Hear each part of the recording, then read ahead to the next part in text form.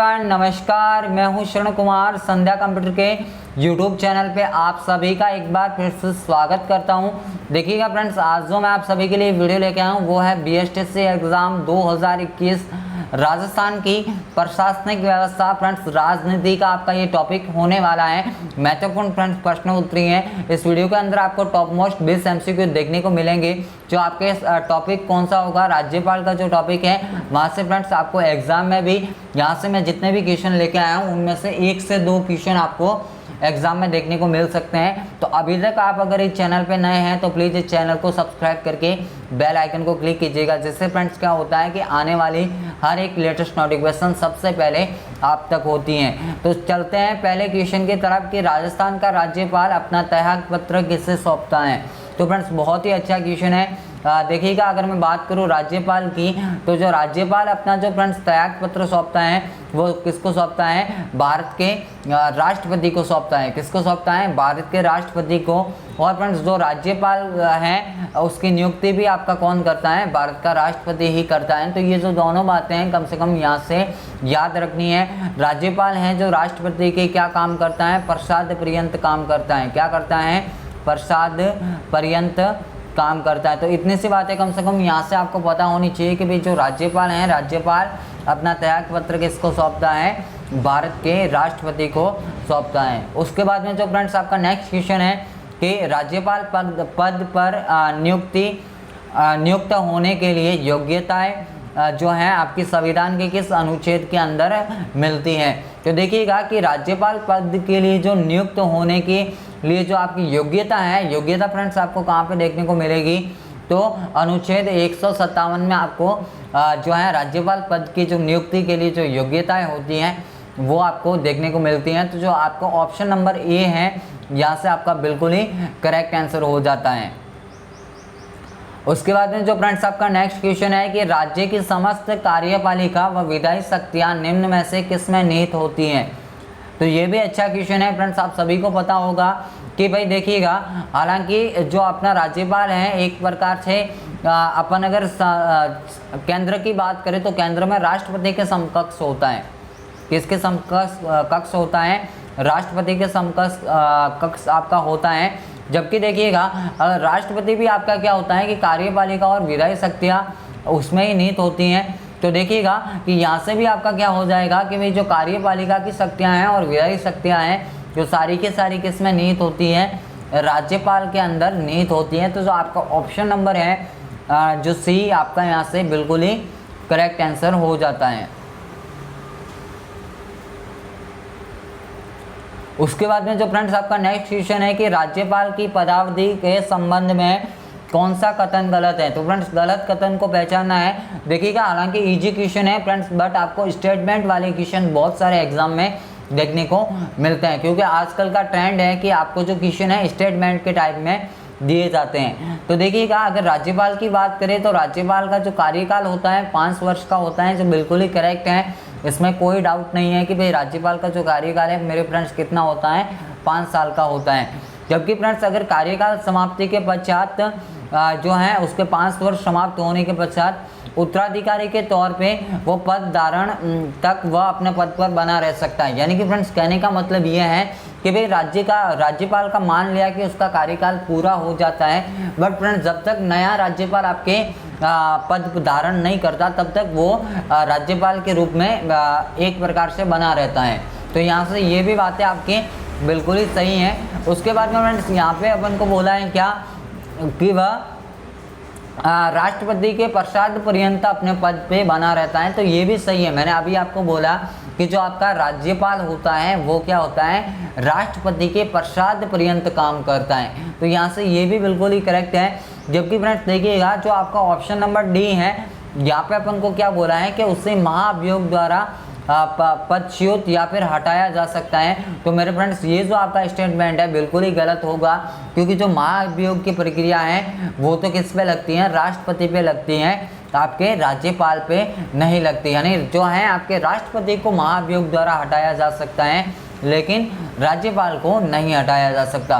तो आपका जो है यहाँ से ऑप्शन नंबर जो डी है बिल्कुल ही करेक्ट आंसर हो जाएगा कि ये है राज्यपाल के संबंध में गलत क्वेश्चन है, गलत कथन है। नेक्स्ट क्वेश्चन कि राज्यपाल निम्नलिखित में से किसके प्रति उत्तरदायी होता है। तो ये किसके प्रति मेरे फ्रेंड्स उत्तरदायी होता है, ये भी बताने की मेरे ख्याल से आवश्यकता नहीं होगी। किसके प्रति उत्तरदायी होगा, राष्ट्रपति के प्रति उत्तरदायी होगा। उसके बाद में फ्रेंड्स देखिएगा कि राज्यपाल द्वारा अध्यादेश को राज्य विधानमंडल का सत्र प्रारंभ होने के पश्चात कितने समय में विधानमंडल में रखा जाना अनिवार्य है, अन्यथा वह क्या हो जाता है, निष्प्रभावी हो जाता है। तो मेरे फ्रेंड्स यहाँ से याद रखना कि भाई अगर राज्यपाल कोई अध्यादेश जारी करता है तो वो विधानमंडल के जो सत्र प्रारंभ होने के पश्चात वो कितने समय तक आपके विधानमंडल में रखा जा सकता है, तो आपका 6 सप्ताह तक रखा जा सकता है। अगर 6 सप्ताह से आपके अधिक समय हो जाता है तो फिर वो क्या होता है, स्वतः ही क्या हो जाता है, निष्प्रभावी हो जाता है। तो जो ऑप्शन नंबर आपका है डी, यहाँ से आपका बिल्कुल ही करेक्ट आंसर हो जाता है। उसके बाद में फ्रेंड्स जो आपका नेक्स्ट क्वेश्चन है कि राज्य सरकार का कार्यकारी अध्यक्ष संवैधानिक जो प्रमुख आपका होता है वो कौन होता है, तो आपका राज्यपाल होता है। ऑप्शन नंबर जो आपको दिख रहा है डी, यहाँ से आपका बिल्कुल ही करेक्ट आंसर हो जाता है। उसके बाद में फ्रेंड्स ये क्वेश्चन अच्छा है, इंपॉर्टेंट क्वेश्चन है आप सभी के लिए। देखिएगा कि भारत के एक राज्यपाल के संबंधित निम्न कथनों पर विचार कीजिए। तो देखिएगा कि अगर अपन राज्यपाल की बात करते हैं तो वो भारत का नागरिक होना क्या है, अनिवार्य है। तो ऑप्शन नंबर ए तो बिल्कुल ही करेक्ट हो जाएगा। और जो है उसकी आयु कम से कम कितनी होनी चाहिए, 35 वर्ष तक की क्या होनी चाहिए, राज्यपाल की आयु होनी चाहिए। तो ये भी सही है। उसके बाद में फ्रेंड्स वह उसमें लोकसभा का सदस्य बनने की योग्यता होनी चाहिए। तो एक बार के लिए इसको रहने देते हैं। उसके बाद में देखिएगा कि वह एक से अधिक राज्यों का राज्यपाल हो सकता है। तो फ्रेंड्स ये हो सकता है, कोई दिक्कत नहीं है, एक से अधिक राज्यों का राज्यपाल हो सकता है। जबकि जो आपको ऑप्शन नंबर सी दिख रहा है इसमें क्या बोला है कि उसे लोकसभा का सदस्य होना, सदस्य बनने की योग्यता उसमें होनी चाहिए। तो ये फ्रेंड्स अनिवार्य नहीं है, ये क्या है, अनिवार्य नहीं है। तो जो आपके हैं जो सही कथन है वो क्या हो जाएंगे, 1, 2 और 4 आपका सही हो जाएगा। क्या हो जाएगा, 1, 2 और 4। तो यहाँ से ये आपका जो ऑप्शन नंबर सी है बिल्कुल ही करेक्ट आंसर हो जाता है। उसके बाद में जो फ्रेंड्स आपका नेक्स्ट क्वेश्चन है कि किस संवैधानिक संशोधन अधिनियम के तहत राज्यपाल को आंग्ल भारतीय समुदाय के सदस्य को एक निश्चित संख्या में विधानसभा में मनोनीत करने का अधिकार मिला है। यानी कौन से संविधान संशोधन के तहत राज्यपाल को आंग्ल भारतीय जो समुदाय के सदस्य हैं उनको विधानसभा में मनोनीत करने का अधिकार मिला है। तो वो आपका कौन सा है, 23वां संविधान संशोधन है। कौन सा है मेरे फ्रेंड्स, 23वां संविधान संशोधन जो है उसके अंदर फ्रेंड्स जो है राज्यपाल को ये एक प्रकार से अधिकार है कि वह विधानसभा के अंदर क्या कर सकता है, आंग्ल भारतीय जो समुदाय के लोग हैं उनको मनोनीत कर सकता है। तो ऑप्शन नंबर जो आपका है बी, यहाँ से आपका बिल्कुल ही करेक्ट आंसर हो जाता। उसके बाद में नेक्स्ट क्वेश्चन की निम्न में से राजस्थान की महिला राज्यपाल कौन रही हैं। तो देखिएगा फ्रेंड्स बहुत ही अच्छा क्वेश्चन है। प्रभार आप भी आपकी रही हैं, श्रीमती प्रतिभा देवी सिंह पाटिल ये भी रही हैं, और जो आपकी मार्गरेट अल्वा हैं ये भी रही हैं। तो ऑप्शन नंबर डी आपका बिल्कुल ही करेक्ट आंसर हो जाएगा। यानी महिला राज्यपाल के रूप में ये इन तीनों ने ही कार्यकाल निभाया है। तो आपका कौन सा है, ऑप्शन नंबर डी, यहाँ से आपका बिल्कुल ही करेक्ट आंसर हो जाता है। उसके बाद में जो फ्रेंड्स आपका नेक्स्ट क्वेश्चन है कि राज्यपाल की वित्तीय शक्तियाँ संघीय क्षेत्र के किस पदाधिकारी के समकक्ष मानी जाती हैं। तो किसके समकक्ष मानी जाएगी, राष्ट्रपति के। तो ऑप्शन नंबर जो आपका है सी बिल्कुल ही करेक्ट आंसर हो जाता है। नेक्स्ट क्वेश्चन की 30 मार्च 1949 को राज्य का पहला व एकमात्र राज प्रमुख किसे बनाया गया था। अब फ्रेंड्स देखिएगा बात किसकी करनी है, राज प्रमुख की। तो ये फ्रेंड्स आपका जो सबसे पहला भी यही था और सबसे अंतिम भी कौन सा था, यही था। तो इसका जो आपका राइट आंसर है क्या हो जाएगा, जो आपका राइट आंसर है मेरे फ्रेंड्स आपका क्या हो जाएगा, महाराजा सवाई मानसिंह होगा शायद। हाँ, महाराजा सवाई मानसिंह ही होगा, मेरे ख्याल से यही आपका राइट आंसर है।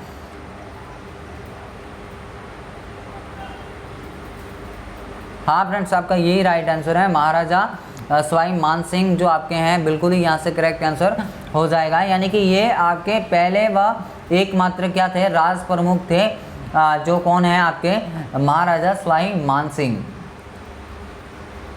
और मानसिंह आपके कौन से दैत्य है, ये याद रखना मेरे फ्रेंड्स। अगर आपको प्रथम पूछना है तो फिर वो गलत हो जाएगा। उसके बाद में जो आपका नेक्स्ट क्वेश्चन है कि राजस्थान के प्रथम राज्यपाल थे।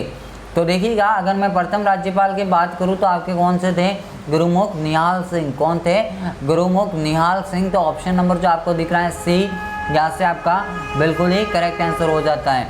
उसके बाद में जो फ्रेंड्स आपको नेक्स्ट क्वेश्चन दिया है कि संविधान के किस अनुच्छेद में कहा जाता है कि अपने पद पर रहते हुए किए गए कार्यों के लिए राज्यपाल किसी भी न्यायालय के समक्ष उत्तरदायी नहीं होगा।